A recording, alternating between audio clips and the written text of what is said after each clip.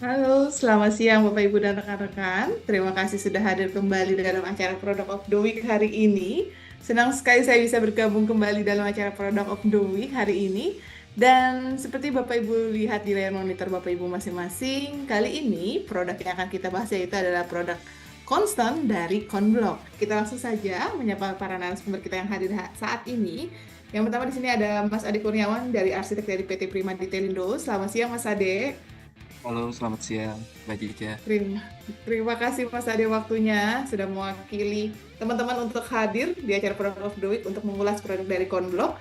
Dan di sini juga kita sudah kehadiran Ibu Rahma Permata sebagai Manager Quality Control R&D Konblok. Selamat siang Bu Rahma. Halo, selamat siang Mbak Ziza. Selamat siang semuanya. Oke, Salam selamat kenal. siang. Salam kenal juga Bu Rahma. Nah, boleh nih setelah berkenalan secara personal, kita boleh berkenalan juga nih seperti apa sih concern dari Konblok ini Bu? Silakan.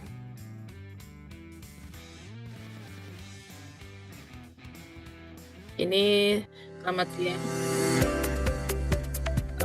Mengenai untuk prolog dulu produk-produk dari Konblok. Jadi Konblok itu ya kita sebenarnya merupakan suatu perusahaan manufacturer pionir dari manufacturer paving block di Indonesia. Di luar negeri namanya concrete block pavement, kalau di Indonesia namanya biasanya Konblok sebutnya. Nah, Konblok ini adalah suatu perusahaan sebenarnya dengan brand kita namanya Konblok. Nah, karena kita dari pionir dari tahun 74 sudah bertahun, makanya di sini yang paling familiar orang bilangnya selalu Konblok. Padahal Konblok itu adalah suatu brand perusahaan, bukan produk. Gitu. Ini beberapa project yang kita garap ya, kita supply, kita jalankan juga. Untuk Pulau Bung Karno juga nih ada tahun 2017 hingga sekarang juga masih bagus kondisinya. Ada patah. Kemudian ini Konstone. Jadi nanti beberapa produk ini saya akan jelasin prolog untuk beberapa range produk kita, dan nanti kita akan bahas untuk mengenai Konstone dan peruntukannya kira-kira yang terbaik untuk pemilihannya berdasarkan peruntukan dan kegunaannya. Nah, untuk Konblok ini sebagai utama dulu, kita sebagai pionir manufacturer paving di Indonesia. Jadi kita sekitar dari tahun 74 Bapak Ibu sekalian, dan alhamdulillah sampai tahun 2025 ini kita masih eksis supply dari Sabang sampai Merauke untuk kebutuhan paving block, Kanstin, kemudian flagstone ataupun juga mulut air seperti itu. Dan pasti kalau untuk pemasangan infra ya, perkerasan itu di permukaan pasti kan ada aspal, beton atau rigid, kemudian ada paving block juga. Nah, itu juga peruntukannya pun berbeda gitu antara satu dengan yang lainnya. Nah, ini juga pengembangan kita dari tahun 70 sampai tahun 90 ya. Akhirnya kita produksi beberapa tipe-tipe paving yang kemudian tipe-tipe ini juga banyak range produk kita namanya dari Europe juga gitu. Karena populasi paving block yang terbesar itu sebenarnya penggunaannya ada di Eropa dan juga di Australia sama Amerika juga. Gitu. Sekarang juga Jepang udah banyak dan Asia juga cukup banyak dengan tipe-tipe flagstone biasanya yang bentuknya lebar-lebar. Kemudian ini kita develop produk juga dengan yang bentuknya macam-macam ya. Ini dengan Eco Block. Kemudian di 2011 ini kita juga ada Konstone. Sampai hingga sekarang ini 2011 dulu kita develop Konstone ini belum terlalu booming, tapi di luar negeri sebenarnya dari tahun 2003 sudah ada gitu. Dan alhamdulillah dari 2016 sampai 2025 ini memang trennya lebih cenderung untuk pedestrian atau area RTH yang permukaannya memang bentuknya lebih lebar-lebar seperti itu. Lalu kita juga ada produk dari Flexstyle, dan ini plan kita ada di Cikupa dan Purwakarta. Jadi Cikupa itu sekitar 8 hektar, di Purwakarta ada sekitar 15 hektar. Nah, ini range produknya untuk Konstone. Jadi memang bedanya Konstone itu dan paving dari ukuran sebenarnya, dan nanti peruntukannya nanti saya jelaskan. Nah, ini sertifikasi Green Label kita udah dari tahun 2020 sampai sekarang juga masih kita continuous. Nah, untuk mengenai konblok ini sendiri ya, dulu ini kalau saya bercerita, jadi konblok ini mungkin dulu lebih common dengan tadi namanya adalah konblok Indonesia dulu kita. Nah, konblok Indonesia ini tuh dari tahun 70 ada konblok Indonesia, jadi ada yang bidangnya manufacture untuk paving block, kemudian ada yang kontraktor bidangnya, kemudian ada quarry dan lainnya gitu. Nah, cuman untuk sekarang ini setelah Krismon kita pecah kongsi, jadi semuanya tetap namanya konblok, tapi belakangnya I juga, jadi CI. Dulu konblok Indonesia, sekarang ada konblok Internusa gitu. Kemudian di Surabaya juga ada konblok Indonesia Persada gitu-gitu. Jadi memang itu karena dulu kita satu manajemen, tapi sekarang manajemennya sudah berubah, udah masing-masing. Jadi sekarang namanya konblok Indonesia. Kalau di luar negeri itu namanya konblok itu kita sebutnya paving block ya, Bapak Ibu sebenarnya produknya. Jadi konblok itu suatu brand. Jadi misalkan Bapak Ibu beli Aqua ya, beli Aqua air mineral sebenarnya namanya ya, air mineral. Nah, cuman orang-orang ternyata mau beli Aqua dikasihnya merek-merek yang lain ya, seperti merek dagang gitu ya. Jadi familiarnya hanya Aqua gitu, padahal kan banyak-banyak brand yang lain seperti itu. Begitu juga dengan konblok. Jadi pasti kalau cari di Google pun konblok semuanya pasti keluarnya konblok itu paving gitu. Padahal kita adalah pionir untuk manufacture paving.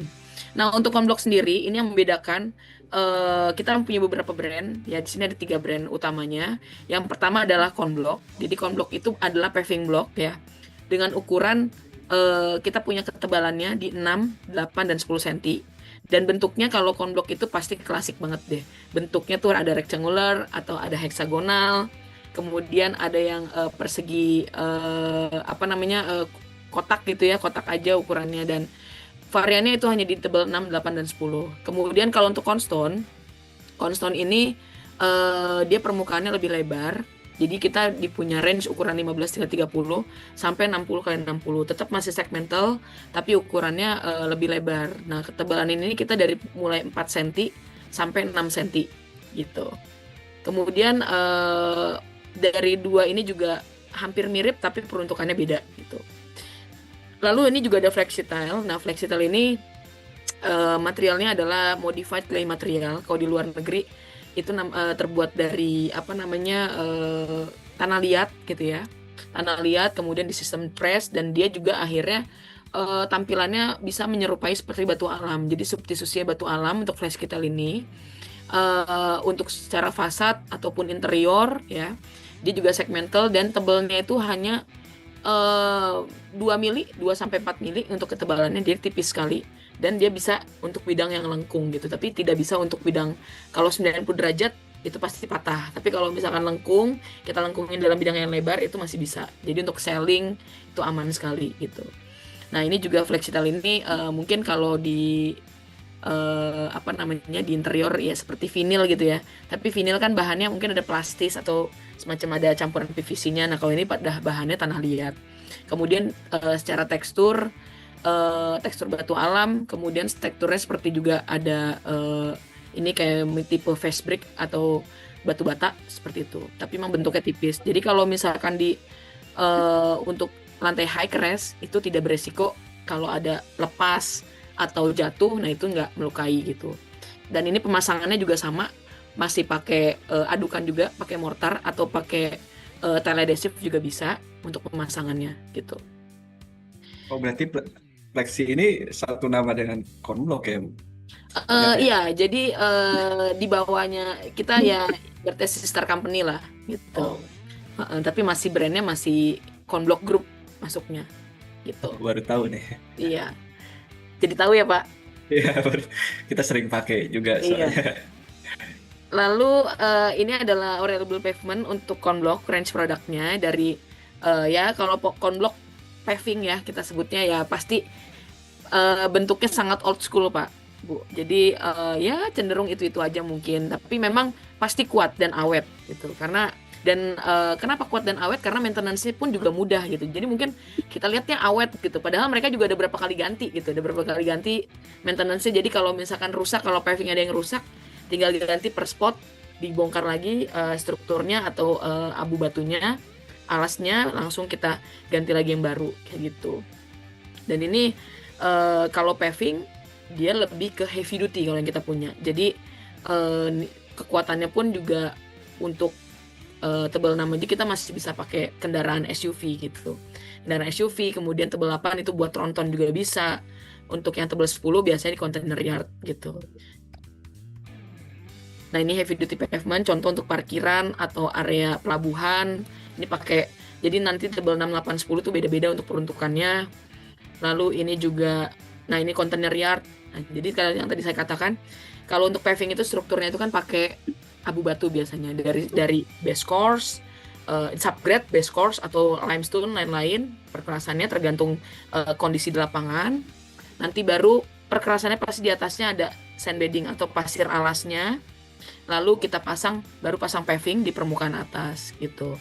Nah ini juga kalau misalkan rusak, kalau pakai paving atau pakai cornerstone itu tinggal kita bongkar per segmennya mudah gitu. Misalkan di sini terkena beban berat, lalu ada lendutan atau patah atau rusak karena dia terkena beban kejut dari dari kontainer biasanya. Nah itu kita untuk maintenance mudah, jadi tinggal kita bongkar. Segmen ini paling ya 5 piece, paling 7-10 piece kita bongkar, kita rapin lagi abu batunya, kita padetin lagi, baru pasang paving lagi. Tapi kalau untuk aspal atau beton itu kalau kita maintenance, kita harus bongkar satu segmental paling enggak 1 meter kali 1 meter. Terus udah gitu buang puing dulu, udah gitu ngecor lagi ulang. Jadi nilai residunya pun udah tidak terpakai gitu. Kalau paving biasanya udah dia nggak dipakai, udah jadi waste, patah ataupun sudah abrasi, dia masih bisa dipakai lagi Pak, pakainya dibalik. Jadi untuk lebih efisien biasanya untuk kayak mungkin ada lahan-lahan yang lain yang sudah lama tapi perkerasannya masih base course, nah itu bisa dikasih blok yang sudah lama gitu, jadi dibalik makanya gitu, dipakai abu batu lagi tuh masih cakep lagi, jadi kayak natural, justru nggak ada chamfernya, jadi lebih natural gitu. Itu salah satu keunggulannya ya kalau kita bilang gitu. Lalu ini beberapa tipe-tipe dan keunggulannya juga pasti kalau paving bentuknya bisa kita adjust untuk macam-macam bentuk ya, lingkaran, pola dan yang lain untuk paving. Nah, ini juga untuk kita combine juga sebagai area hijau ya untuk RTH ataupun area buat penunjang green ekosistem di kondisi di lapangan seperti itu. Nah, lalu ini juga ada enhanced surface. Jadi kalau misalkan paving block itu zaman dulu permukaannya sama aja kayak beton. Nah, kalau ini kita kasih chip marble dia permukaannya. Jadi kalau makanan tuh martabak dikasih topping ya, Bapak Ibu. Ada keju, choco chip, coklat. Nah, paving juga sama begitu, jangan salah. Jadi paving itu dikasih juga chip marble. Jadi chip marble ini tuh marmer kita ngambil dari Indonesia juga, dari daerah Batu di Jawa Timur biasanya. Jadi marmer ini yang waste dari production yang bongkahan untuk slab itu biasanya ada waste-nya, kemudian di crushing lalu dibuat untuk surface finishing di paving block gitu. Jadi paving block ini nanti timbulnya bukan hanya seperti beton, tapi ntar kita ada tambahan topping dari chip marble ini, lalu kita proses lagi shot blasting. Jadi kita kulit permukaan surface-nya kita kulitin kita tembak pakai steel shot, lalu kita kita kupas permukaannya menjadi seperti ini. Jadi banyak banget variannya. Nah, ini juga yang membedakan, alhamdulillah kenapa konblok bisa sampai 50 tahun Pak. Jadi inovasinya harus terus berkembang gitu. Jadi kalau paving doang pasti udah sangat common banget dan banyak sekali gitu. Sorry Bu, mau tanya. Ini kalau misalkan, ini kan ditabur kayak granula gitu ya? Iya. Tadi. Nah itu ada potensi tajam nggak sih Bu? Atau dipolis lagi sama dari ibunya gitu? Nah pertanyaan bagus nih Pak. Kalau ini karena dia batu marmer ya Pak. Jadi kalau kita tembak dengan steel shot, pakai shot blasting, ini dia cuman mengikis di surface-nya aja Pak. Itu nggak tajam sama sekali. Jadi basicnya emang batunya juga bukan batu yang lancip gitu ya. Jadi dia kan nempel dengan sudah dalam adukan beton ya. Jadi dia tidak ada potensi untuk tajam. Cuman kekasarannya lebih tinggi gitu. Jadi aman untuk anak-anak, nggak licin gitu, dan tidak cepat lumut juga gitu. Itu juga apa namanya? Saya juga pernah nyoba sebenarnya. Saya sharing ya, sambil sharing. Saya pernah coba juga pakai material kaca, Pak. Kita coba. Tapi ternyata memang sebenarnya tujuannya apa? Bisa juga tujuannya untuk supaya timbul reflektif. Jadi kalau misalkan ada lampu, itu Ada bisa glow in bling-blingnya the gitu ya. dark. Ya, bisa reflektif, glow in the dark. Nah, tapi ternyata kalau pakai seperti itu saat ini, pertama adalah efeknya itu akan melukai ke permukaan, akan melukai apa ya namanya, terlalu kasar gitu. Jadi itu tajam, itu nggak bisa. Kita juga udah develop juga sebenarnya, tapi nanti itu rahasia apa, nanti ada saya jelasin di presentasi berikutnya. Jadi makanya kalau untuk di paving kayaknya belum bisa, tapi kalau untuk Cornerstone bisa gitu. Makanya ntar saya jelasin. Nah, lalu ini ada unique pavement. Nah, ini unique pavement ini sebenarnya sama paving juga, tapi dia warna-warnanya ini variannya itu combine, Pak. Jadi kalau misalkan seperti pixel, kalau pixel kan bisa hitam, abu atau putih ataupun apa namanya bening ya. Kalau ini jadi warnanya mixing antara merah kuning atau kuning ke hitam gitu. Jadi memang untuk konsep pemasangan ini tidak ada warna yang sama antara satu dengan yang lain gitu. Dan proses mixingnya pun berbeda gitu. Jadi misalkan kita campurkan dulu untuk adukan A, pigmennya misalkan warna merah dan kuning, kemudian satu lagi warna hitam, baru nanti kita mixingnya di mesin, di feed drawernya gitu. Di saat pengisian itu kita yang atur, jadi sehingga warnanya tuh nggak ada yang sama antara satu dengan yang lain gitu. Itu. Dan untuk paving block ini dan Cornerstone itu kita tidak ada warna sampai full, sampai misalkan warnanya dari 6 cm semuanya full color, itu enggak. Jadi warna itu sebenarnya hanya kalau Bapak dan Ibu potong itu warnanya hanya di bagian permukaan, mungkin sekitar 8 mili sampai 10 mili aja gitu. Jadi hanya tipis seperti itu. Kalau dulu Pak, Bu, itu paving block itu full color itu. Tebelnya 8 cm semua itu full pigment, full warna gitu. Cuman karena sekarang kan dolar dulu masih murah ya kan. Jadi aman aja gitu kan. Kalau sekarang dolarnya udah ampun. Jadi pigment itu semua import, nggak ada yang lokal. Jadi makanya nanti pasti akan berpengaruh ke TKDN kita gitu. Jadi itu juga berpengaruh, dan makanya untuk efisien, kalau misalkan mau Bu Rahma bisa nggak bikinnya warnanya full mix, semuanya full color? Bisa, tapi costnya luar biasa gitu. Dan juga kan itu juga ditanam ya Pak, Bu. Iya, iya. Kalau ditanam itu kan juga nggak kelihatan ya. Orang kan nggak bakal ngeliat bawahnya ternyata warnanya full gitu. Sejauh ini kita Mungkin udah ini Bu, kalau ada perbaikan bisa dibalik mungkin. bisa. Tapi kadang gini Pak, kalau untuk yang warna, kita kan ada sistem recycle ya. Jadi warna itu kalau recycle itu untuk bagian face mix, yang kita recycle itu akan masuk ke bagian bawah layer. Jadi adukan untuk face mix sama back mix nih beda gitu. Oh. Jadi masih ada pasti sedikit yang terkontaminasi warna di bagian bawahnya gitu kalau untuk warna. Cuman nggak banyak. Seperti itu. Lalu ini yang menarik, dan ini yang jarang orang ketahui Pak. Makanya tadi ini dari spek aja untuk paving dan juga Cornerstone, kalau itu berbeda gitu. Ya kalau paving block kita sebutnya karena brand saya Conblock ya, kita sebut Conblock lah.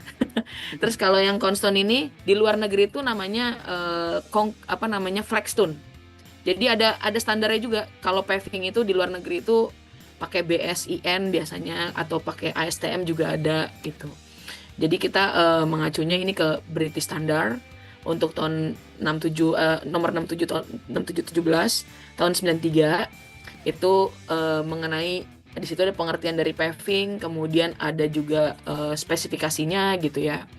Dan ini kalau menurut BS 6717 paving ini berukuran maksimal itu 29,5 dan ketebalannya tuh tidak kurang dari 6 cm. Jadi makanya tebalnya tuh ada 6, 8, 10, 12 juga ada untuk kontainer yard biasanya. Cuman di Indonesia 10 cm cukup Pelindo pakai biasanya.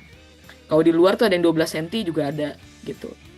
Mungkin tergantung dari kendaraan atau apa ya, daya dukung tanah juga, strukturnya, kemudian dari perkerasan dan juga beban yang akan ditumpuk gitu, seperti itu. Dan kalau ini untuk paving block, concrete block pavement di IN juga ada, IN 1338 standarnya. Nah, kalau Cornerstone ini Dia sama ngacunya ke IN juga 1339 tahun 2003. Jadi yang membedakan tadi kalau misalkan paving itu minimal ketebalannya kalau dari IN panjang dibagi dengan tebal itu harus kurang dari 4 kalau untuk paving. Kalau Cornerstone itu kebalikannya, panjang dibagi dengan tebal harus lebih dari 4. Misalkan saya punya ukurannya panjang 40 40 kali 60 gitu ya. Panjang 60 kali lebarnya 40. Itu kalau dengan tebalnya Cornerstone itu kita punya tebal range-nya 4 sampai 6. Jadi misalkan tebalnya 4 cm, jadi 40 dibagi 4 kan 10 ya. Jadi ya itu termasuk kategorinya adalah Cornerstone karena lebih dari 4. Nah, kalau misalkan paving, misalkan 21 dibagi 8 tebalnya, nah itu kan kurang dari 3 nilainya. Jadi itu termasuk kategorinya paving seperti itu. Dan spesifikasi kedua ini juga berbeda untuk baku mutunya dan untuk pengujiannya pun juga beda gitu. Nah ini sebenarnya Cornerstone ini konsepnya mirip sekali dengan ya kalau kita bilang batu alam ya. Batu alam kan di Indo tuh ada granit, andesit. Wah kalau marble harganya udah lumayan ekspensif banget gitu.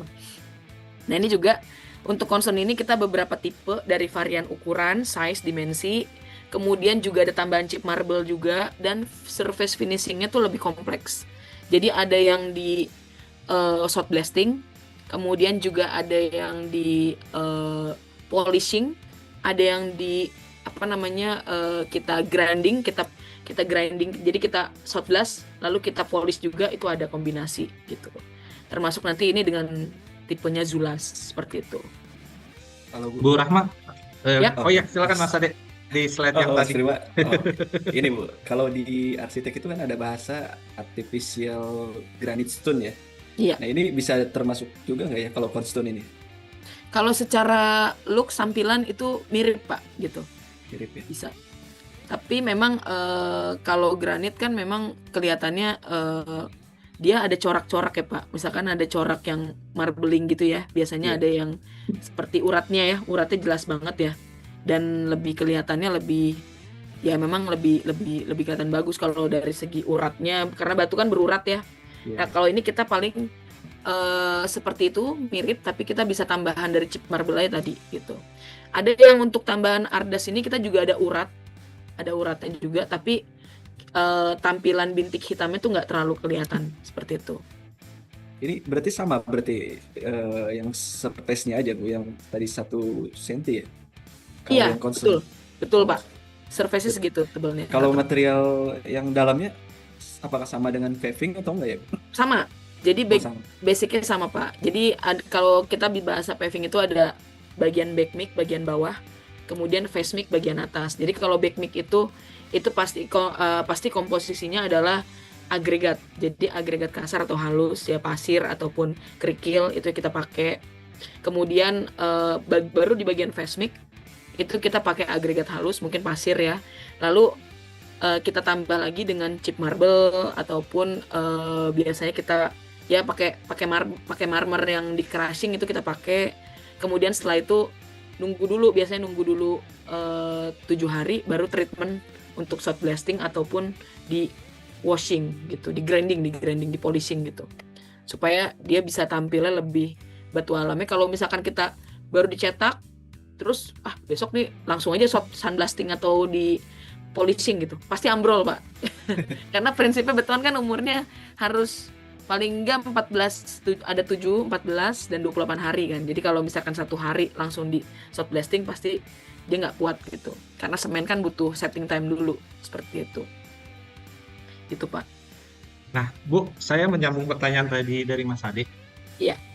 Ya, berarti kan paving block ini kan tidak lebih kurang dari 60 mili ya Bu ya, sama Cornerstone. Itu mempengaruhi daya tekannya nggak sih Bu?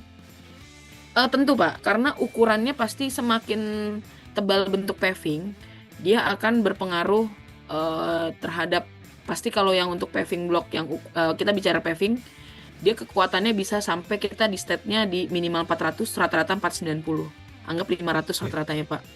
Dan itu kuat. Udah dari strukturnya juga kuat, dari perkerasannya, kemudian dari segi mutu betonnya juga lebih tinggi pasti. Nah, cuman kalau Cornerstone karena dia bidangnya lebar dan tipis, pasti akan berimpact pada kekuatan. gitu. Nah, kekuatannya itu pasti dia hanya dari spek SNI ataupun dari spek British itu hanya ada pengujian kuat lentur dan abrasi aja. Kenapa kuat lentur? Kalau untuk Konston, karena semakin tipis bidang pasti dia akan lemah terhadap patah, Pak, rawan. Makanya di situ harus ada kuat lentur. Kalau kita tes kuat tekan semakin tipis pasti semakin kuat, mutunya pasti tinggi gitu.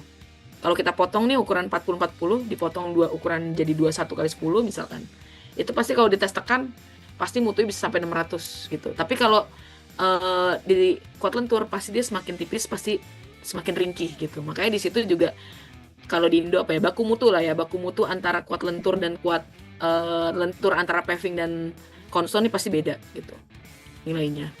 Saya Seperti tadinya itu, Pak. kiranya ada tulangan nih di dalamnya, soalnya lebar-lebar nih ukurannya. Nah itu Pak, kenapa ini tidak boleh kurang dari 1 meter Pak? Karena ini tanpa Oh. tulangan gitu. Oh, oke. Kalau udah lebih 1 meter pasti harus pakai tulangan, slab itu namanya gitu. Karena ini tanpa tulangan jadi harus panjangnya harus kurang dari 1 meter gitu. Kalau lebih dari 1 meter pasti patah sih gitu. Oke, Karena silakan dilanjut, Bu. apalagi di Indonesia mungkin handling tuh agak lumayan harus diperhatikan ya kan. Orang bilangnya biasanya kayak turunin batu kali Pak, biasanya nurunin paving, nurunin material semuanya dianggap kayak batu kali, batu bata juga begitu kan.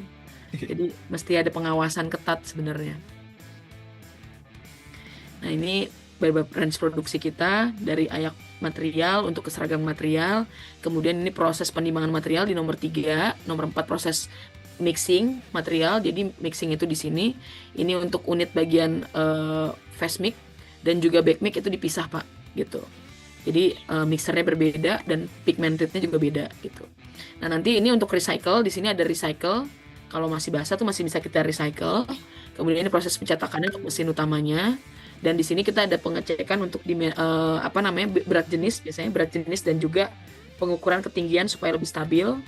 Untuk biasanya ini tim QC nih harusnya di sini nih. Ini tim QC. Lalu di sini nomor 8 ini ada proses curing. Jadi seperti sauna mungkin ya Bapak Ibu ya. Jadi kalau familiarnya mungkin sauna. Jadi dia habis beton kan basah kan panas ya, keringet. Nah, dia untuk mempercepat panas hidrasi supaya dia keluar dari lebih cepat kering. Jadi dia dimasukin ke ruang curing chamber ini atau ruang sauna gitu. Jadi selama 8 sampai 24 jam disimpan di sini sehingga 24 jam itu udah bisa keluar ke stockyard. Itu baru keluar ke stockyard, belum bisa dikirim karena kalau kirim itu tetap kita umur 14 hari minimal Pak gitu. Seperti itu. Lalu nah ini untuk perbedaannya Bapak Ibu.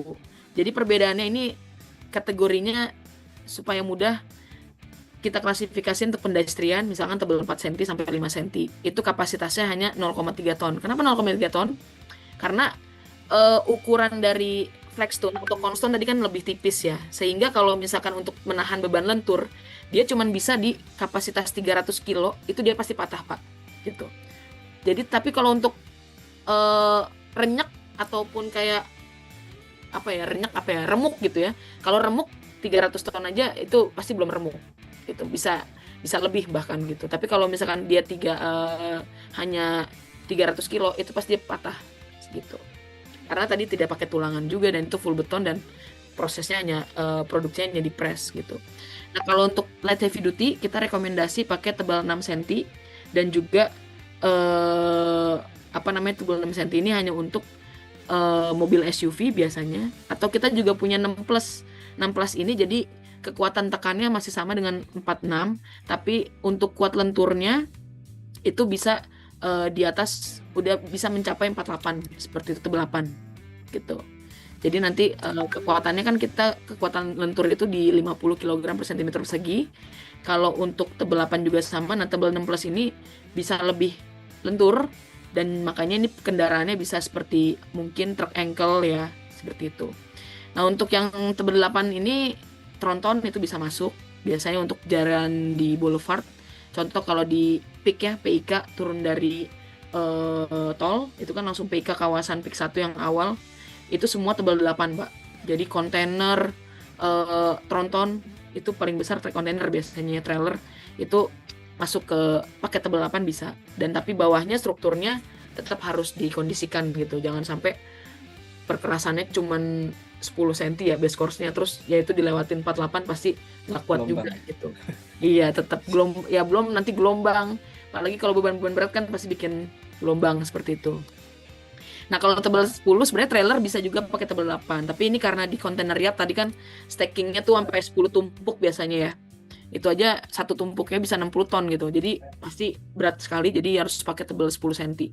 Seperti itu. Nah, ini dari peraturan Direktur Dirjen Perhubungan Darat untuk beban load kapasitas kendaraan biasanya, Pak. Nah, ini kendaraan yang harusnya seperti itu. Kalau di Indonesia lost doll nggak, Pak, kira-kira?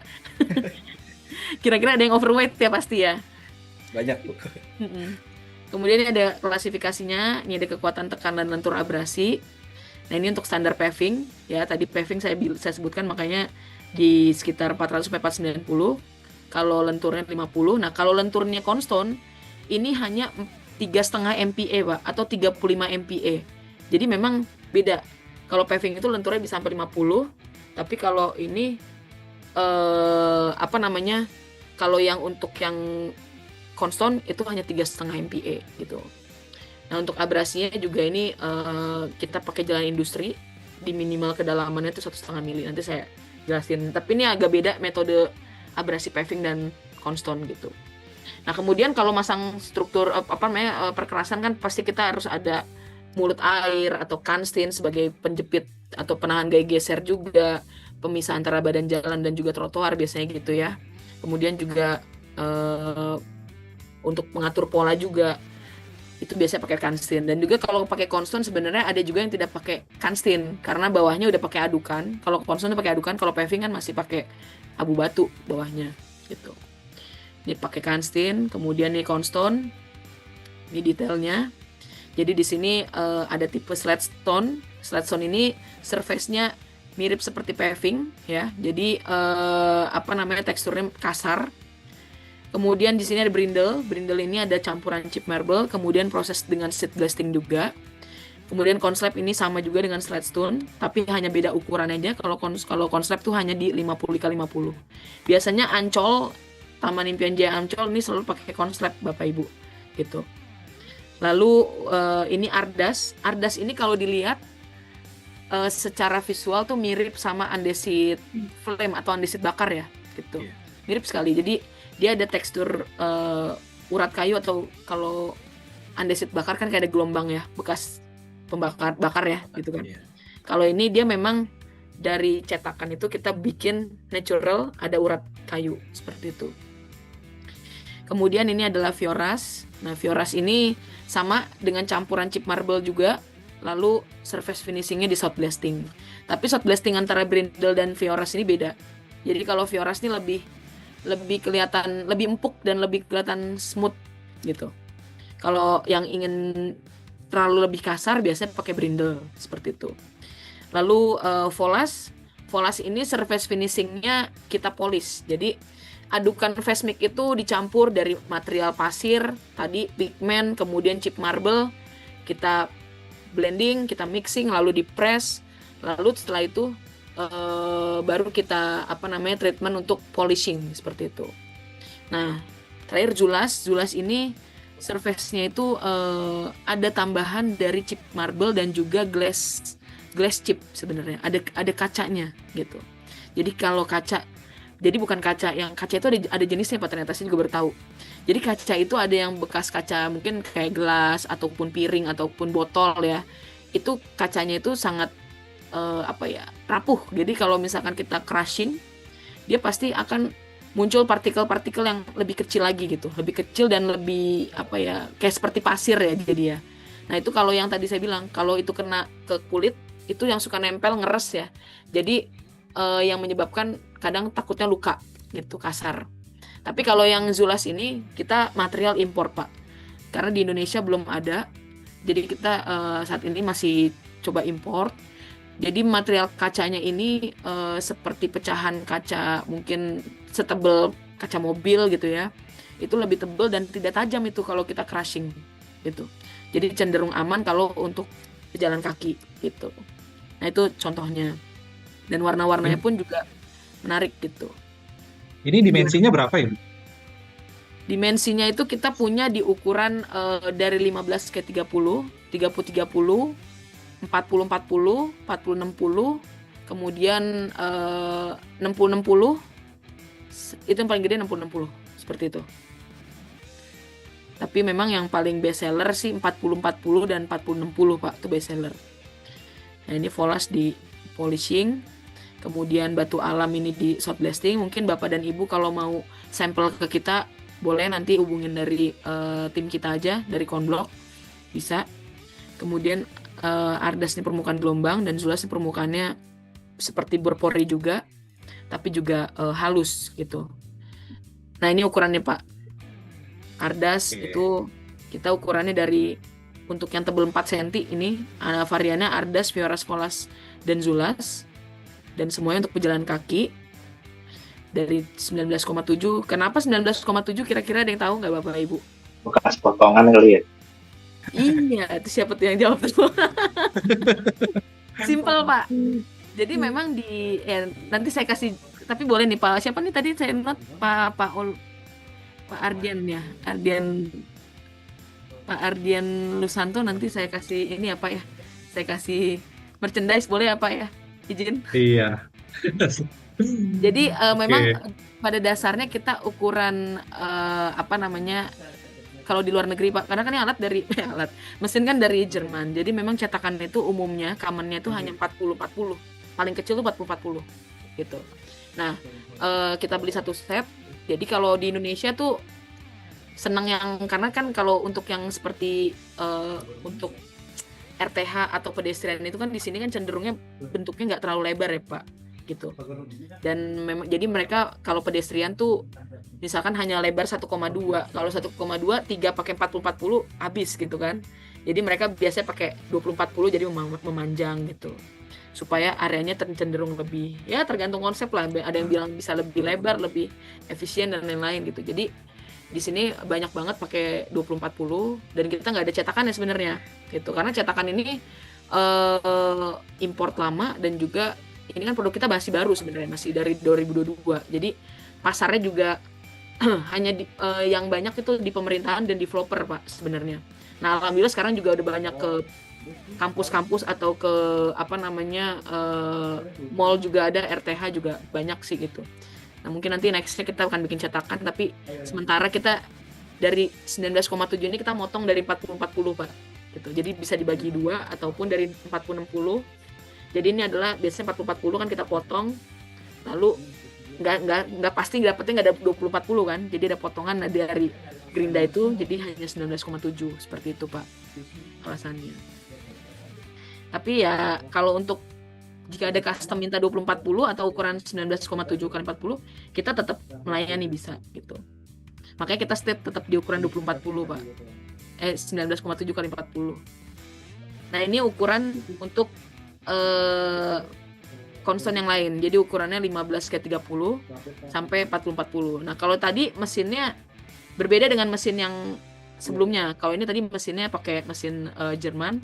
Kalau ini Jerman juga, cuman versi lama. Jadi masih bisa pakai yang ukurannya 15-30 sampai 40-40 gitu. Seperti itu. 40-60 sorry. Gitu. Ini agak Nah, lumayan menarik sih Bu. Biasanya menarik kan banget, kita di lapangan kan kalau nggak pakai paving, kita pakai stem konkrit ya. Iya. Ya, kalau dibandingkan dengan konkrit stone ya. Iya. Mungkin ini lebih fleksibel, sama mungkin kalau ada kerusakan itu lebih mudah diperbaiki ya. Betul gitu. Pak. Kalau stem kan agak lumayan susah tuh kalau perbaikannya tuh. Betul Pak. Itu betul Pak. Cuman ya semua produk plus minus. Jadi kalau paving memang karena segmental ya, konson juga segmental seperti ini. Itu bisa kita kalau rusak kita bisa maintenance-nya mudah tadi. Kita tinggal bongkar ya. Kemudian kita ganti baru satu piece, beli aja misalkan semeter ganti gitu kan, gampang gitu, mudah ya. Nah cuman kalau stem konkrit memang sulit dari maintenance, kita harus bongkar per segmental tadi gitu kan. Apalagi kalau misalkan dia colornya kan ada yang full depth ya sampai bawah gitu kan, ada yang 15 cm ya kan, ada juga yang hanya colornya hanya 5 cm juga ada gitu. Nah itu kalau rusak harus kita bongkar semuanya gitu. Dan Ya, tapi memang plus minus tadi saya bilang, saya juga nggak bisa membagus-baguskan produk saya juga ya, maksudnya produk konblok. Jadi kelemahannya bedanya antara Conston dan juga stem misalkan, mungkin dari segi pemasangan itu stem jauh lebih cepat dibandingkan dengan Conston gitu. Tapi kalau kita bicara natural ya pasti naturalnya natural Conston karena dia bener-bener mirip banget sama batu alam gitu. Jadi kalau pemasangannya apple to apple harusnya sama seperti andesit gitu ya, mungkin itu bisa mirip gitu. Gitu Pak. Tapi memang untuk secara kekuatan batu alam itu jauh memang lebih kuat juga dibandingkan Conston gitu. Tapi kalau untuk hanya pedestrian masih aman.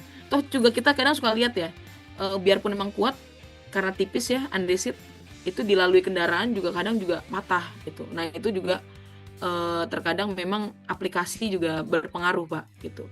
Kita juga pemasangan ini kan beda ya, pemasangan Conston ini tetap pakai bawahnya tuh pakai mortar kayak batu alam. Kalau paving kan pakai abu batu aja. Nah ini sama kayak batu alam. Tapi lemahnya apa? Pertama dia berat. Karena kan dia ukurannya tebelnya saya punya 4 sampai 6 cm. Tebelnya segitu dan panjangnya 40 kali 40. Jelas 40 kali 40 tebelnya 2 cm sama tebel 4 cm pasti beratan yang 4 cm gitu. Jadi kalau masang antara andesit sama paving sama Conston pasti akan jauh lebih lama gitu. Ngangkatnya kan tukang kan juga berat kan gitu. Seperti itu sih. Sama ini Bu, kalau penyimpanan baiknya diletakkan seperti apa ya kalau Conston ini? Ditumpuk atau dijejerin gitu? Pertanyaan bagus Pak. Jadi biasanya kalau kita untuk pengiriman atau kita stockyard kita itu kita berdiriin Pak. Kita berdiriin gimana? Maksudnya diberdiri ya, jadi nggak ditidurin, nggak ditumpuk tidur. Jadi disusunnya berdiri kayak buku gitu ya. Itu disimpan, baru nanti kita packing biasanya gitu, packing palet. Itu lebih aman terhadap efflorescent. Nah, efflorescent bahasanya baru lagi nih jadinya. Jadi efflorescent itu seperti apa ya? Jadi kalau misalkan seperti kapur yang keluar dari semen gitu. Jadi dia saya ada pembahasannya sebenarnya sih efflorescent sedikit. Jadi dia nanti bentuknya kalau misalkan kita buka, kita stockyard, kita di tumpuknya tidur Pak, itu ntar di lapangan sebulan 2 bulan itu keluar seperti flek ininya putih-putih gitu Pak, timbul di permukaan. Jadi ntar warnanya malah kelihatan jelek gitu. Nanti mungkin saya akan bahas itu juga. Nah ini flagstone, nah ini contoh kayak tadi Zulas ya Zulas atau Terralux. Jadi ini ada campuran beberapa batu-batu alam, kemudian ada glass bead juga. Jadi kalau misalkan kena sinar itu bisa glow in the dark gitu. Nah ini spesifikasi untuk paving, untuk Conston spesifikasinya. Ini dengan tekstur variatif, warna juga variatif, kemudian memenuhi standar mutu, tidak licin, mudah dan murah dalam perawatannya, kemudian lebih tebal, kuat dan tahan lama gitu. Bu Rahma, saya izin bertanya. Tadi kan untuk pengaplikasian Conston ini kan pakai mortar ya Bu ya? Betul. Nah, diperlukan nut nggak sih Bu untuk Conston ini atau tidak perlu? Nut? Iya. Perlu Pak. Sebaiknya perlu, karena kita Terus? pabrikasi pasti ada toleransi plus minus ukuran. Jadi ukuran kita plus minus kan lebar itu 2 mili ya, untuk tebalnya 3 mili plus minusnya. Jadi pasti perlu nut. Nut itu kita minimal mungkin sekitar 4 mili Pak untuk nutnya. Gitu. Tapi juga ada yang masangnya sebenarnya rapet Pak. Ada yang masangnya rapet. Kalau kondisi dia zigzag sih nggak masalah. Jadi pasti ketemu gitu. Nggak terlalu. Kalau kita lihat garis nutnya nanti tetap aja bagus gitu. Tapi kalau misalkan yang biasanya pola stretcher ya atau pola bata, itu biasanya kalau misalkan kita tidak nut nanti akan mencong pasti. Sama seperti lantai ya, keramik atau granit itu pasti kan sama juga gitu. Jadi pasti kalau ada kan bekas potongan juga, jadi pasti tidak begitu presisi gitu Pak. Ada plus minus lah itu gitu. Baik. Berarti ada nut khusus atau nut-nut yang di luaran sana bisa dipakai, Bu? Kenapa? Untuk nutnya ada nut khusus atau nut yang biasa dipakai itu bisa dipakai Spacer untuk maksudnya? dipabrikan. Nutnya, Bu. Oh, natnya sih nggak ada khusus. Maksudnya untuk filler, maksudnya untuk fillernya Pak. Iya. Oh, biasanya kalau filler itu kita rekomendasi hanya pakai abu batu Pak. Jadi abu batu yang diayak. Supaya apa? Supaya kalau misalkan tidak tercecer gitu Pak, terpapar di permukaan tuh nggak kotor Pak. Biasanya kalau misalkan apa namanya kita masang di lapangan ya, histori kita ya, itu biasanya banyak yang kececer adukan ataupun dari nut grooting itu tuh bleber di permukaan, jadi susah dibersihkan gitu. Karena ini unsurnya masih beton, pasti kan ada teksturnya Pak di permukaan. Apalagi tadi kita soft blasting gitu kan, kita treatment walaupun memang sudah coating ya, tadi saya lupa sampaikan juga, itu kita udah permukaan ini surface sudah kita coating gitu. Jadi makanya apa namanya walaupun emang di coating, walaupun emang udah baik permukaannya, tetap kita rekomendasi pakai abu batu aja gitu. Itu Pak.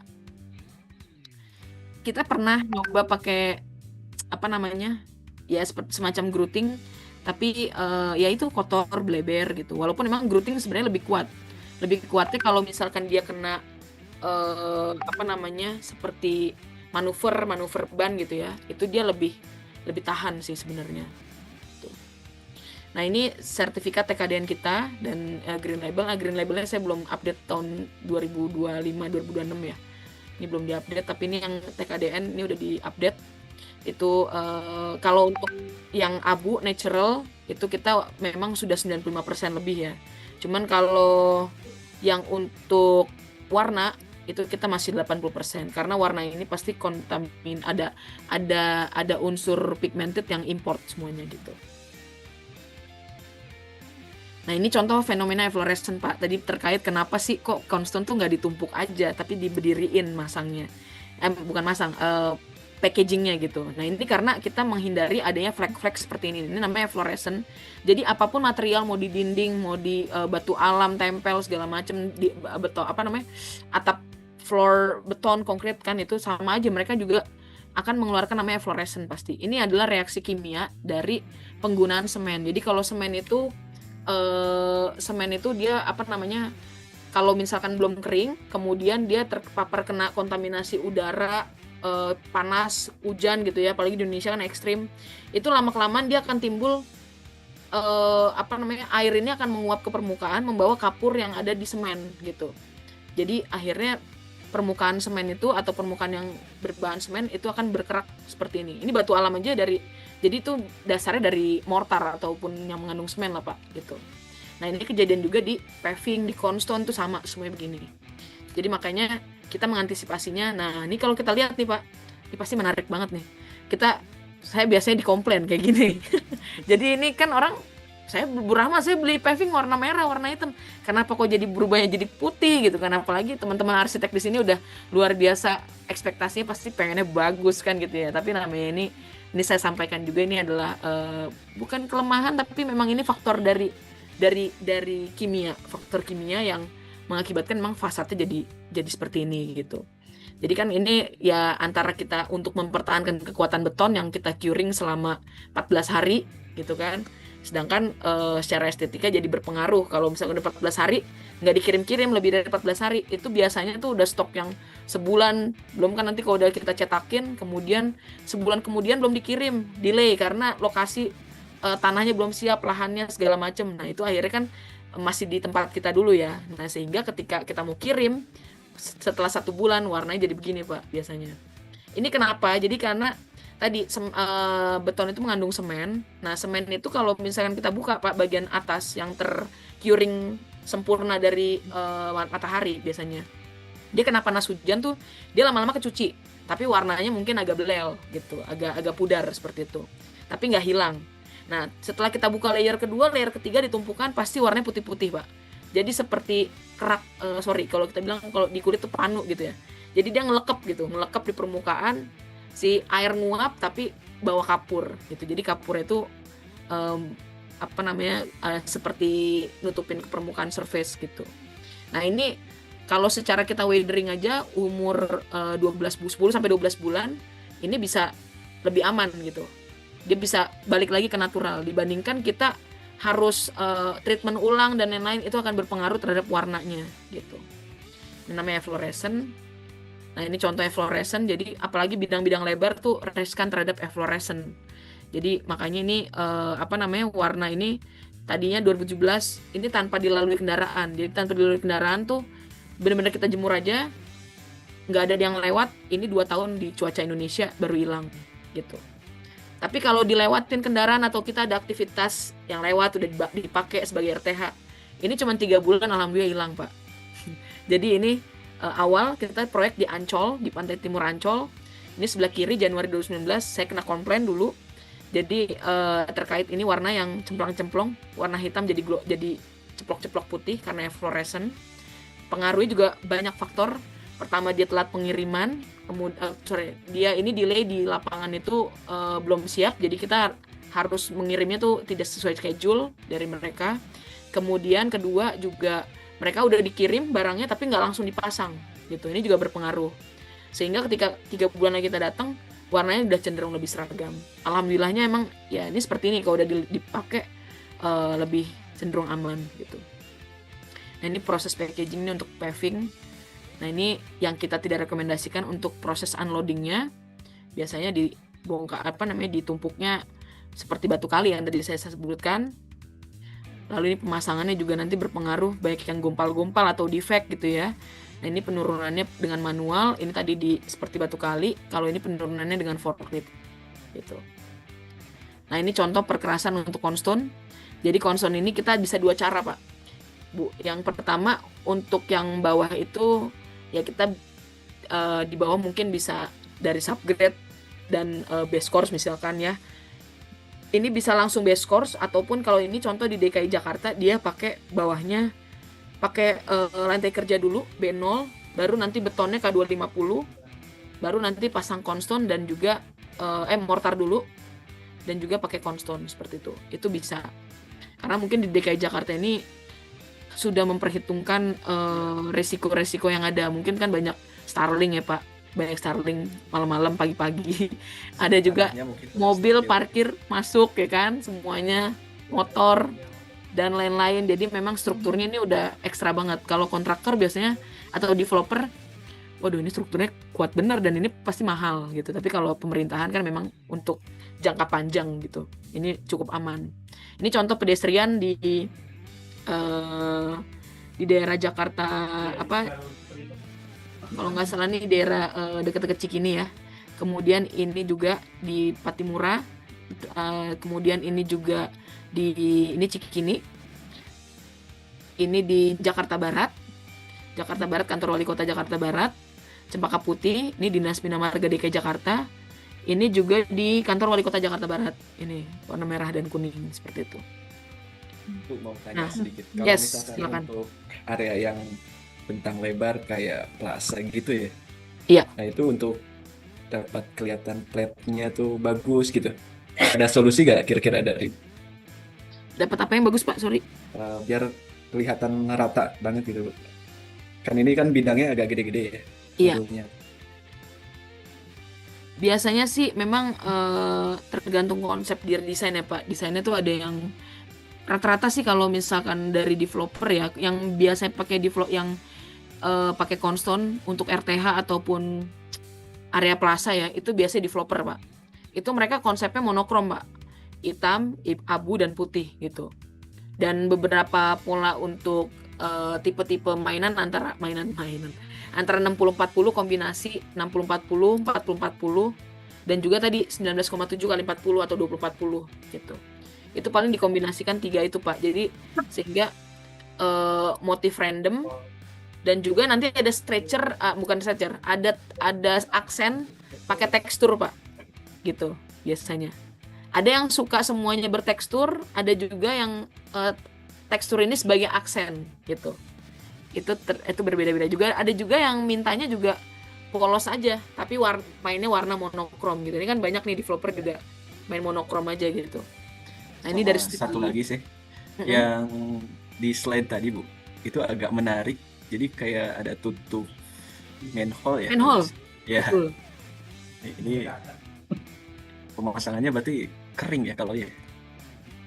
Jadi kalau tutup manhole ini sebenarnya masang paving itu kan dia pakai mortar tetap Pak. Oh, tetap. Pakai mortar di atas ini ya, di atasnya apa namanya? Ya beton ataupun deskors pakai mortar.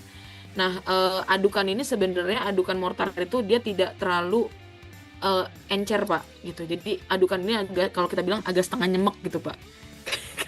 Kalau mie Jawa ya bilangnya nyemek gitu. Kalau misalkan konsepnya duduk di besi siku gitu, masih oke gak ya kira-kira? Bisa Pak. Ini Kayak semuanya kalau untuk yang manhole itu biasanya di atas siku itu baru pasang konston. Nah, cuman resikonya nanti agak berat aja diangkatnya gitu. Ini memang seperti itu, emang jadi manhole ini konston ini dipasang di atas tutup manhole gitu. Ini sama di pedestrian DKI biasanya begini gitu. Bu Rama, aku juga mau nanya nih Boleh, silakan, Bu. mengenai pedestrian juga. Nah, kalau dari Concern sendiri, untuk pedestrian itu berapa umur teknisnya untuk penggunaan normal pedestrian, Bu? Dan kalau untuk garansi warnanya atau lapisan warnanya kayak ini kan ada warna-warnanya juga. Kalau untuk pedestrian kan nggak seperti jalan bahu jalan yang sering banyak dipakai gitu ya. Dan bebannya juga nggak terlalu berat seperti itu. Kalau untuk konston Bu, itu kita sebenarnya lifetime-nya panjang sih gitu. Oh, Kita dari saya belum masuk di konblok tahun 90 belum ada saya, tapi konblok udah masang konslab ya. Itu di Taman Safari. Itu hanya untuk pedestrian. Kalau kita di Taman Safari itu dekat depannya yang ada area food court, itu ada pedestrian di bawah kanopi kalau nggak salah. Itu dia pakai konston tipe konslab. Dari tahun 90 itu masih ada Bu, dan warnanya juga masih tetap merah kalau saya lihat gitu. Jadi sebenarnya selagi dia tidak patah itu pasti awet gitu. oh. Itu saya dari review saya wah ini karena saya tahu produk saya yang bikin gitu ya, maksudnya saya lihat hari-hari lihatnya begituan jadi wah ini produknya kita nih gitu kan. Emang ada di Taman Safari betul gitu. Kemudian juga ada di beberapa hotel di Jakarta juga yang masih rata-rata yang lebih awet memang di pedestrian karena bebannya tidak terlalu besar gitu. Betul. Tapi kalau misalkan untuk area inrit kendaraan ya, itu sebenarnya bisa kita pakai inrit untuk mobil, tapi memang bawahnya strukturnya harus di-upgrade seperti ini. Ya seperti untuk carport Mas boleh, tapi strukturnya harus mengikuti standar DKI ini. Harus pakai B0 dan lantai kerja terus K250 betonnya gitu. Itu masih aman. Kalau untuk carport aja gitu. Tapi kalau untuk pedestrian lebih hemat cost-nya, ya cukup pakai base course lah, aman ini gitu Bu. Oke, silakan dilanjutkan. Iya. Jadi untuk pigmen juga, kita kan pigmen ini kan juga bahannya iron oxide ya, atau bahan dari krom juga ada campuran krom kalau untuk warna hijau biasanya. Nah itu juga dengan ketebalan tadi 8 mili sampai 10 mili untuk lifetime kita selama 10 tahun itu masih aman Bu. Karena saat kita ini pengujian juga ada mutu abrasi. Jadi abrasi itu biasanya kita hitung kedalamannya itu atau yang terkikis harusnya 0,01 mm per menit gitu. Nah itu kan selama digerus terus-terusan kan per menit cuman 0,01 gitu. Jadi kalau misalkan udah 10 kali lipatnya cuman paling berapa 1 cm, cuman nggak nyampe 1 cm, paling 1 mili lah gitu. Nah ketika udah biasanya 1,5 mili aja udah maksimal, itu biasanya dia udah nggak akan abrasi lagi, nggak akan kekikis gitu. Apalagi dengan beban pedestrian yang sangat ringan ya, jadi pasti lebih aman lagi gitu. Itu Bu.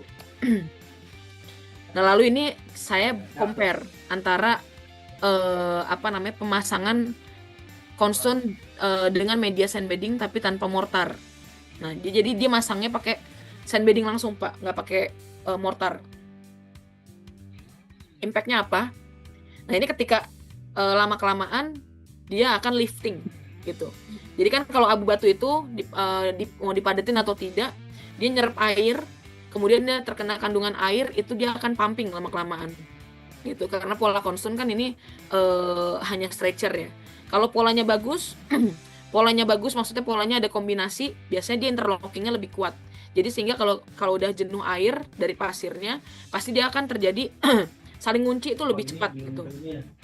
Nah, cuma nanti akan berpengaruh terhadap lifting karena kita kan plus minus 3 mili. Jadi misalkan di sini 1 mili, di sini ujungnya tebelnya 2 mili. Pasti nanti ada naik turun gitu. Nah, ini yang berpengaruh menjadi lifting sehingga potensi ketika kena beban itu bisa patah pertama. Kedua, kalau ada anak-anak untuk daerah RTH ataupun untuk nih ada area pool deck ya, ini bisa terluka, bahaya gitu. Jadi lebih baik kita pakainya pakai mortar tetap gitu.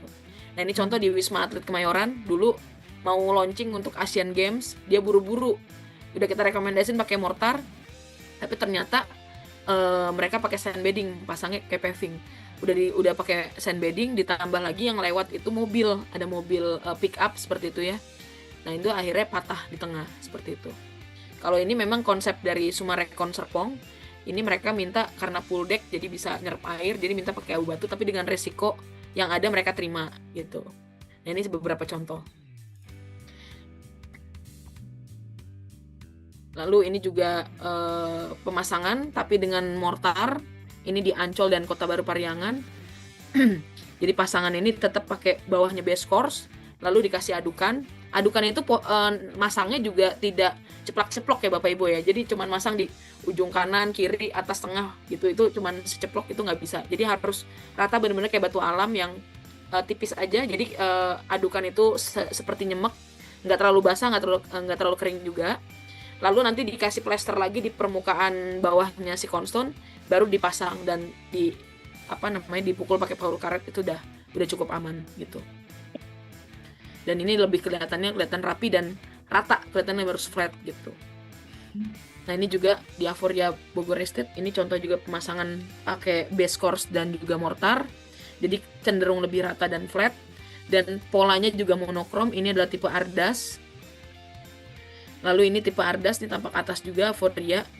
Jadi antara abu, hitam dan putih dengan pola ukuran 20-40 ya, 40-40 dan 60-60 gitu.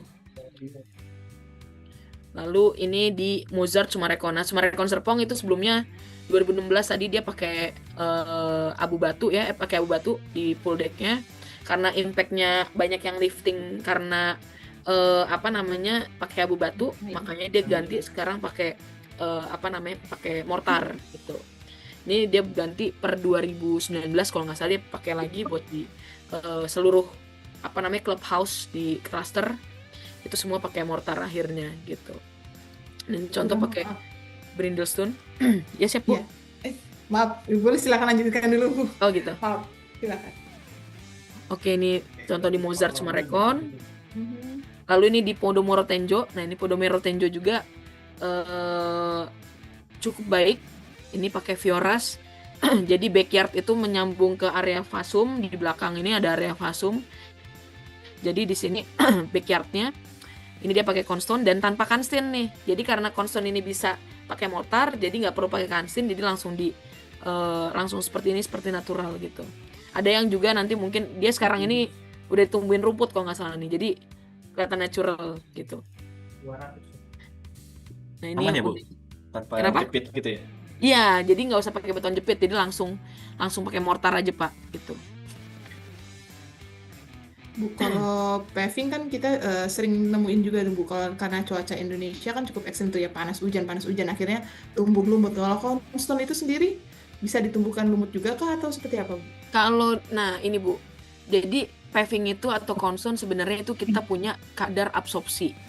Jadi selama absorpsi itu harus paling tidak 3-5% nilainya, range-nya.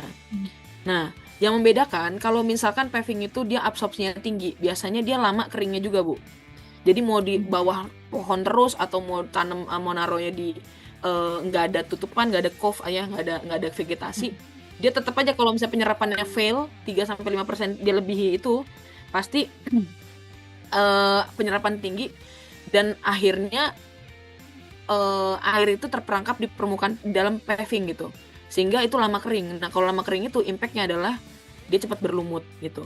Nah, kalau misalkan ini kan kalau sepengalaman saya ya Bu, itu kita kan absorpsi masih di range itu ya, dan range itu juga nanti berpengaruhnya absorpsi itu ke abrasi gitu. Makanya orang produsen itu jarang memperhatikan abrasi, jadi hanya kekuatan mutu aja, taunya tekan sama lentur atau enggak tekan aja gitu.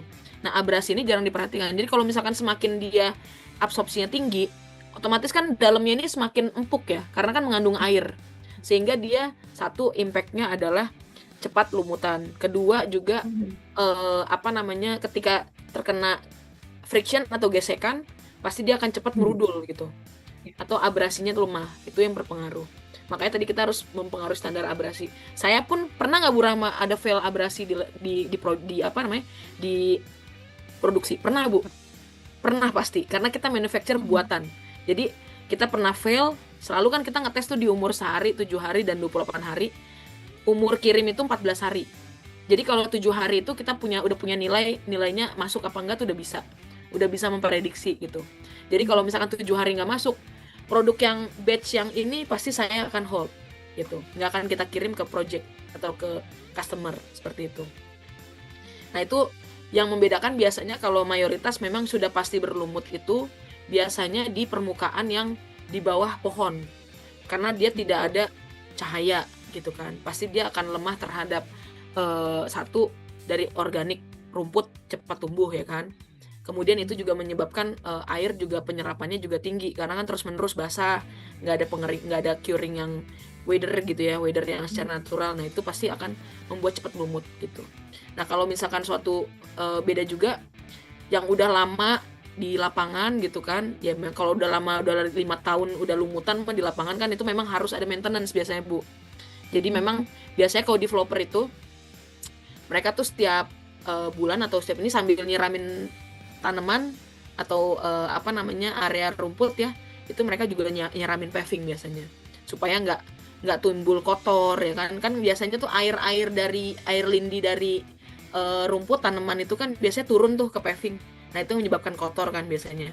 Nah, itu biasanya harus sering di maintenance untuk dibersihin gitu. Karena kalau dia ketutupan kotor, lama-lama tuh air kan masuk ke dalam dan akhirnya jadinya lumut gitu. Bisa mempengaruhi lumut juga gitu. Seperti itu Bu, kurang lebih. Silakan dilanjutkan Bu Rahma. Iya. Lalu ini di Kota Baru Periangan. Nah, tadi Kota Baru Periangan tadi kalau di Podomoro kan nggak pakai kanstin jepit lagi ya. Nah, kalau ini pakai kanstin jepit lagi. Tactile kita juga supply, tactile difabel itu bisa mau warnanya macam-macam boleh Pak. Mau kuning, hijau, mau abu, hitam itu boleh gitu. Karena memang di peraturannya tuh tactile itu sebenarnya cenderungnya sih warnanya kuning, karena menurut dari peraturan saya pernah diskusi sama orang PUPR, karena kalau tunanetra itu memang masih bisa ada yang melihat kontras warna kuning gitu, makanya kenapa tactile itu rata-rata warna kuning. Tapi kalau warna abu, warna hitam itu juga boleh diizinkan dari PUPR juga boleh gitu.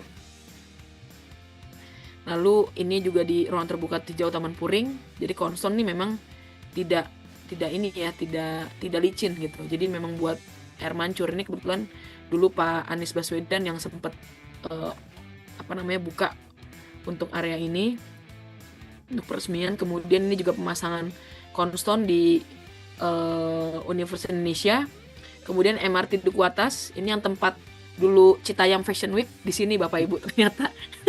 Jadi Citayam Fashion Week kan baru 2 tahun yang lalu ya. Kalau ini kita masang Duku Atas tuh kalau nggak salah 2017. Udah lama sekali waktu zaman MRT gitu. Lalu ini juga ada di pedestrian DKI Jakarta, ini di Senopati, Cempaka Putih, ini di Jakarta Barat dan Kemang. Pertama kali proyek kita yang lumayan banyak di pemerintahan itu di Kemang. Dan sempat kebanjiran pula waktu itu 2020 ada pemasangan Cornerstone di September, kemudian di 2020 awal Januari kalau nggak salah banjir, itu akhirnya kena banjir tapi aman alhamdulillah, tidak ada lumut-lumut. Ini LRT City, Sumarekon Bandung, Kemang juga ini, MNC Lido. Nah, ini MNC Lido juga kombinasi antara Fioras Ardas dan juga Volas. Ini tampak atasnya, ini lumayan pedestriannya agak lebar, jadi dia ukurannya sampai 60-60 yang dipakai. Lalu ini ada di Bumi Bandara Indah, di developer. Ya, ini kombinasi antara Ardas. Nah, ini Universitas Indonesia dan juga di Trisakti. Ini kombinasi Lalu Taman Jababeka sebagai RTH juga. Ini pakai drone ya, jadi agak ini. Ini Taman Jababeka, kombinasi brindle. Jadi kebanyakan memang konsepnya kalau begini monokrom, Pak. Tapi kalau misalkan warna-warna juga oke juga sih gitu. Nah, ini Ardes di Clubhouse Sumarekon Crown Gading di Babelan. Ini Sumarekon, jadi polanya juga rata-rata ada yang putih itu sebagai accent juga bisa, ataupun tadi yang pakai campuran batu alam itu juga dijadiin accent gitu. Nah, ini juga ada nih Kerawang juga warnanya kalau biasa di kota-kota gitu ya Pak, kabupaten atau kota biasanya juga ini di alun-alun Karangpawitan, Kerawang. Ini warnanya pakai terakota, kuning, hitam, abu, putih campur-campur. Jadi polanya juga kalau lihat dari drone itu menarik banget, bagus gitu. Kalau Bapak Ibu mau custom warna, saya mau minta warna terakota, bata, silakan. Nanti saya bikinin deh. Itu bisa. Jadi ini juga di UI, Trisakti, Ini Atmajaya, di ITB juga ada pakai. Nah, ini masang konston ya. Jadi kita tarik benang dulu, lalu tentuin sikunya, ujung seperti batu alam. Baru nih ditarik benang untuk lurusin dulu, di nut, untuk nutnya, lalu pasang. Ini di nut sambil di nut lagi, diukur. Lalu ini harus dilap ya, dibersihin supaya tidak ada noda atau noda-noda dari adukan biasanya. Lalu biasanya kalau misalkan udah 1 hari selesai, itu kita rekomendasi mendingan ditutup Bapak Ibu, supaya apa? Supaya dia nggak ada yang lewat-lewat ya. Biasanya kan kalau project tuh pasti baik dilewatin orang atau tukang juga ntar ngerjain landscape segala macam, itu kotor jadinya. Khawatirnya nempel jadi banyak noda ya, kotor gitu. Lalu setelah itu udah dipasang, kita potong pakai gerinda. Lalu dibersihkan dulu, baru nanti kita filler pakai sand fillernya pakai pasir abu batu biasanya. Gitu. Nah, ini contoh potongan yang pemasangan yang fail. Jadi memang ini contoh di Dinas Sumber Daya Air ya di Bekasi. Jadi ini mereka kekeh karena mau pakai konstan, tapi ternyata emang yang lewat, kalau mobil aja sih nggak masalah, cuman ternyata yang lewat ada nih kol diesel. Ada kol diesel yang lewat, dan kendaraan namanya kebersihan, jadi ngelewatin airnya patah gitu, banyak yang patah. Jadi patah ini juga pertama adukan ini tidak homogen, jadi antara base course, di atas base course itu langsung dipasang mortar, itu nggak homogen, nggak nempel dia, karena mungkin ketebelan atau kebanyakan ya mungkin pemasangannya juga tidak rata. Ini kan nggak rata nih Pak gitu, jadi hanya per spot aja, cuman tebel doang tapi nggak rata, akhirnya kena beban, patah, dan juga bisa nyeplok juga gitu. Ini dia gelombang nggak rata gitu. Makanya kita direkomendasikan menggunakan kendaraan biasanya, kecuali kalau bawahnya pakai wireless masih cukup, boleh lah, aman gitu. Ini udah di lapangan, karena tadi langsung pasang, turun langsung pasang, itu boleh Pak ditumpuknya tidur gitu. Kalau nggak langsung pasang biasanya terjadi efflorescence. Kilas agak mirip tegel ya Bu? Iya, mirip traso Pak, zaman dulu kalau traso ya. Nah, ini manhole, jadi manhole seperti ini ya Pak, itu dipasang di atas manhole.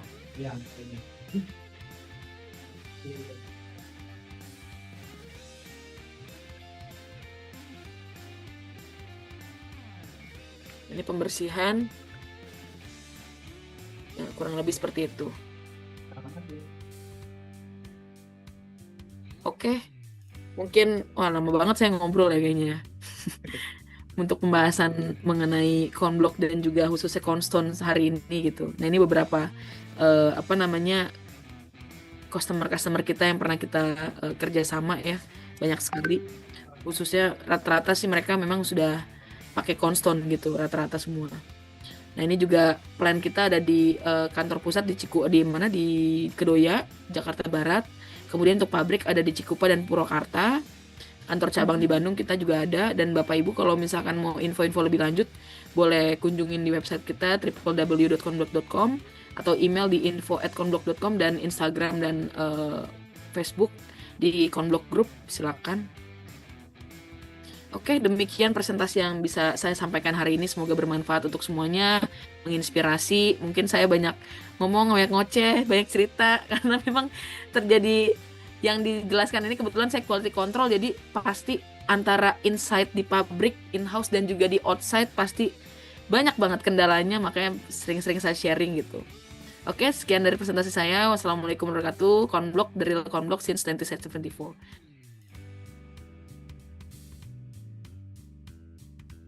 Saya akan lanjut ke pertanyaan yang ada di kolom chat. Jadi di sini sudah ada cukup banyak Bu Rahma pertanyaan kolom Banyak chat. banget ya. Yang pertama di sini ada dari Pak Ade Sumantri. Pak Ade bertanya, untuk paving block konblok ini mutu betonnya berapa? Dan apakah hanya dibuat satu grade mutu beton untuk semua tipe atau dibuat beberapa grade, Bu? Oke, kalau paving, kita paving block ini kita bikin satu mutu, Bu, Pak. Jadi kita mutu paving itu hanya kita karena mengacu ke British Standard. Jadi British Standard ini memang menstate di situ mutu beton itu harus minimal 400 dan rata-rata 490 gitu. Jadi kita mutunya hanya itu aja untuk konblok Internusa.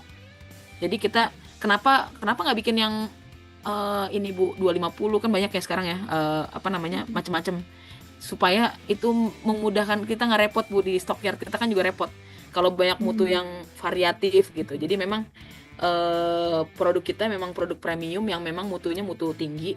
Jadi memang kita hanya produksi yang di minimal 400, rata-rata 490. Kalau misalnya kalau K mungkin K450 yang masuknya paling tinggi itu juga. Kalau dari SNI gitu. Gitu Bu. Terima kasih Bu Rahma. Dan semoga cukup menjawab Pak Ade.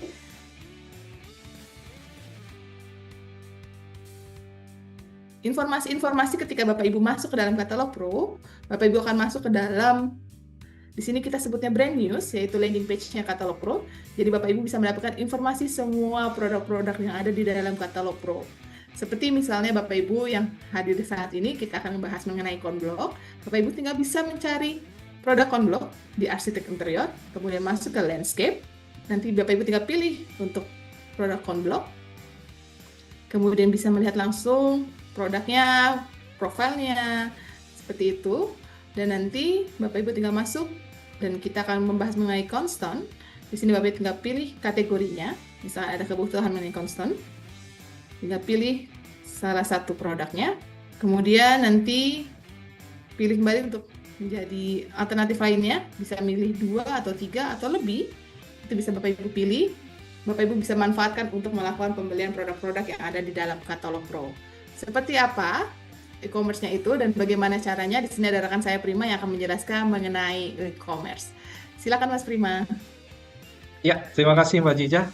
Selamat siang Bapak Ibu dan rekan-rekan semua. Informasi yang di awal disampaikan Mbak Jiza betul bahwa katalog Pro hadir untuk membantu pekerjaan Bapak Ibu dalam satu proyek. Jadi saya izin share screen. Mudah-mudahan sudah terlihat layar dari platform kami yaitu katalogpro.co.id. Jadi karena banyaknya permintaan, maka Katalog Pro menghadirkan fitur terbaru yaitu fitur promo dan RFQ. Apa sih fitur promo ini yang bisa dimanfaatkan? Fitur promo ini adalah salah satu fitur yang sangat bermanfaat buat Bapak Ibu apabila dengan kebutuhan proyek itu, apabila sesuai dengan spesifikasi produk yang diinginkan, maka Bapak Ibu bisa langsung check out langsung tentunya dengan harga promo. Katalog Pro hadir dari 800 varian brand dengan 20.000 produk sehingga kualitas dari produk-produk yang ada di katalog Pro itu langsung dari prinsipalnya masing-masing. Nah, apabila Bapak Ibu ada kebutuhannya yang sangat banyak dan kompleks dengan varian-varian dari atap hingga lantai, maka fitur RFQ ini akan membantu kebutuhan Bapak Ibu. Nah, caranya cukup mudah, isi tujuan pengiriman di proyek Bapak Ibu yang sedang dikerjakan, nama, nomor telepon, alamat, dan bisa mengisi catatan dan bisa mengisi brand-brand yang ada di katalog Pro. Contohnya, apabila ada kebutuhan konblok, Bapak Ibu tinggal ketik konblok seperti itu, nama varian konblok yang dibutuhkan, jumlah, dan apabila ada kebutuhan lainnya, Bapak Ibu tinggal ketik nama produk yang ada di katalog Pro. Setelah itu send RFQ, maka katalog Pro akan membantu semua kebutuhan material Bapak Ibu di dalam satu proyek. Nah, tidak hanya promo dan RFQ, kami hadir juga di nomor hotline kami, WhatsApp di sebelah kanan. Bapak Ibu bisa klik icon tersebut di sebelah kanan, maka Katalog Pro hadir untuk berkomunikasi secara langsung dengan Bapak Ibu untuk memenuhi semua kebutuhan material building di dalam proyek Bapak Ibu. Mungkin itu saja yang bisa saya sampaikan, Mbak Ziza. Jadi Bapak Ibu bisa save nomor katalog Pro di 08 222 1678 atau bisa langsung belanja langsung atau minta penawaran dengan fitur review di platform kami katalogpro.co.id. Belanja hemat, harga promo ya di Katalog Pro. Go Pro with Katalog Pro. Katalog Pro. Oke, terima kasih. Sekali lagi terima kasih untuk Bapak Ibu dan rekan-rekan yang sudah hadir dalam acara Product of the Week hari ini. Dan juga terima kasih kepada Konblok yang sudah berbagi informasi.